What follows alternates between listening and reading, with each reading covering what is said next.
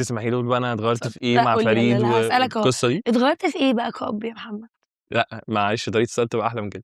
محمد بعد ما بقيت أب إيه اللي فيك اتغيّر؟ ماشي، بتكروتيني. آآ فريد بقى غيّر فيّا حاجات كتير أوي والله بجد، من قبل الخلفة وبعد الخلفة أنا بقيت واحد تاني، يعني قبل الخلفة أنا كنت مخطط لحياتي بطريقة تانية خالص، بقيت شخص مسؤول جدًا بزيادة، كان نِفْسي في حاجات كتير أوي كلّها أول ما شُفت فريد كلّها اتغيّرت، هو مسؤول عن تغيير في كل قرار كبير وصغير في يومي، في مستقبلي، في كل حاجة اتغيّر كلّه بسبب فريد.